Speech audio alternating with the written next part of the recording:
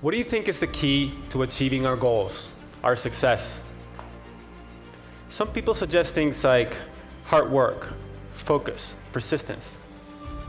But research shows these are all byproducts of something else, something much more powerful that we can all develop. It is this very special something that really is critical to success, and is what I'm here to discuss with you today. Someone who has achieved great success is Josh Waitzkin, a chess international master and the subject of the movie Searching for Bobby Fischer. Nobody has won all the national chess championships that Josh has. But even more impressive, when he turned 21, he took on the challenge of mastering something completely new and very different from chess: martial arts. He realized that he had learned how to grow and succeed, and he could apply that understanding to other domains. And so, he devoted himself relentlessly to Tai Chi Chuan. And after lots of hard work, many failures, and some broken joints, he became a great martial artist, and he won 2 world championships. Now he's off to Jiu-Jitsu. So what does Josh say is the greatest thing that ever happened to him? Believe it or not, he says, losing my first national chess championship, because it helped me avoid many of the psychological traps. The key trap that Josh avoided was believing that he was special, that he was smarter than other people, and that he didn't have to work hard. He could have thought of himself as a prodigy, but he doesn't think that he has extraordinary intelligence. He says, the moment we believe that success is determined by an ingrained level of ability, we will be brittle in the face of adversity. Josh often quotes Stanford professor Carol Dweck, who discovered that some people see intelligence or abilities as fixed, what is called a fixed mindset, while other people see them, as Josh does, as qualities that can be developed, a growth mindset. More important, Dr. Dweck discovered that these 2 different mindsets lead to very different behaviors and results. In a study she did with Dr. Lisa Blackwell, several hundred 7th graders were surveyed to determine which mindset each student had, and then they were tracked for 2 years. Results showed that the students with a growth mindset, those who thought they could change their own intelligence, increased their grades over time, while those with a fixed mindset did not. You can see the trend. The gap in performance just widens and widens over time. The difference between these 2 groups? A different perspective on intelligence.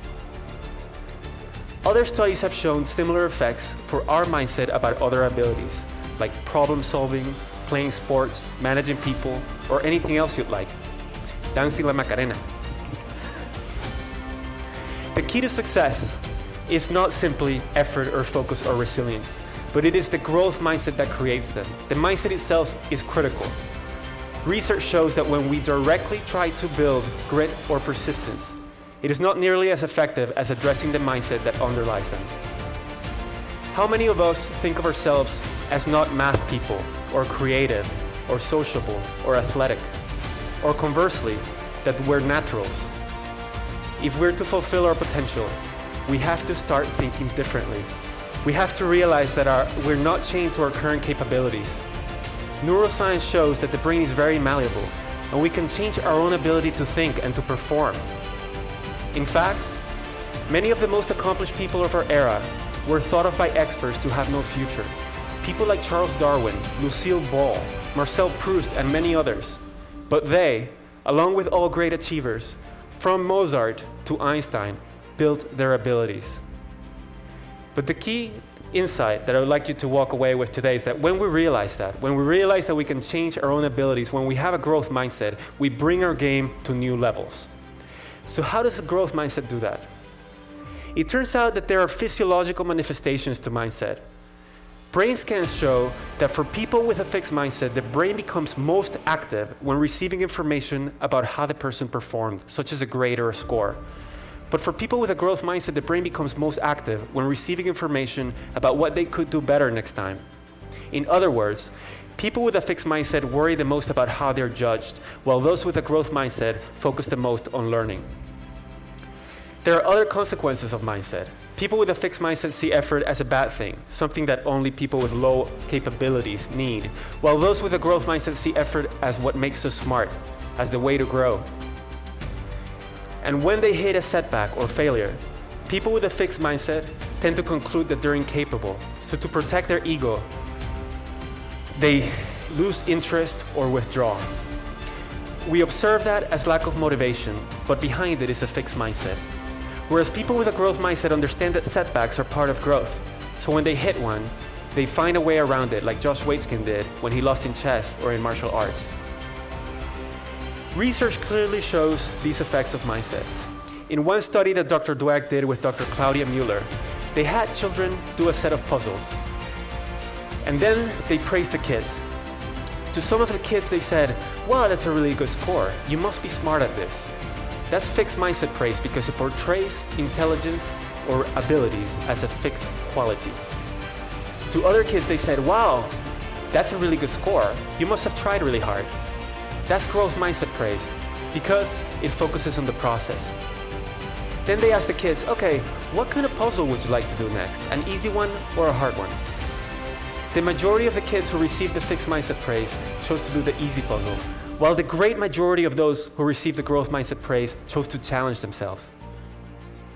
Then the researchers gave a hard puzzle to all of the kids because they were interested in seeing what confronting difficulty would do to their performance. Look at what happened when the kids later went back to the set of easier problems that they started with. The kids who received the fixed mindset praise did significantly worse than they had originally, while those who received the growth mindset praise did better. And to top it off, at the very end, kids were asked to report their scores. And the kids who received the fixed mindset praise lied about their scores over 3 times more often than those who received the growth mindset praise. They did not have another way to cope with their failure. The difference between these two groups? One short little sentence. How often do we praise kids for being smart or for being great at something? We've been told that this will raise their self-esteem, but instead, it puts them in a fixed mindset. They become afraid of challenges and they lose confidence when things get hard. As Josh Waitzkin says, it is incredibly important for parents to make their feedback process related, as opposed to praising or criticizing talent. If we win because we're a winner, then when we lose, it must make us a loser. These studies show not only the mechanisms by which mindset affects performance, but they also show something else that's very important. They show that we can change mindsets. And that's important because most of us have fixed mindsets about something. Another study that showed that we can change mindsets is one in which Dweck and Blackwell did a workshop with 7th graders to instill a growth mindset in them. As a result of the workshop, the students gained more interest in learning and they worked harder. And as a result of that, their grades improved. Other studies have shown that when we teach a growth mindset, not only does it improve achievement for students as a whole, but it also narrows the achievement gap because the effects are most pronounced for the students who face negative stereotypes, such as minority students and girls in math. I've spoken mostly about children, but mindset affects all of us. In our workplaces, managers with fixed mindsets don't welcome feedback as much, and they don't mentor employees as much. And employees with growth mindsets about specific skills like negotiations become far better at those skills than people with fixed views. Mindsets can even help us solve big social issues. A recent study showed that when we expose Israelis and Palestinians to the idea that groups can change, they increase their attitudes toward one another, they improve them, and they enhance their willingness to compromise and to work for peace. We also see the effects of mindsets on relationships, sports, health. How is it possible that as a society, we're not asking schools to develop a growth mindset in children? Our myopic efforts to teach them facts, concepts, and even critical thinking skills is likely to fail if we don't also deliberately teach them the essential beliefs that will allow them to succeed, not only in school, but also beyond. There's a lot that we can do to change mindsets, but here are 3 things that any of us can do to instill a growth mindset in ourselves and in those around us. First, recognize that the growth mindset is not only beneficial, but it's also supported by science. Neuroscience shows that the brain changes and becomes more capable when we work hard to improve ourselves. Second, Learn and teach others about how to develop our abilities.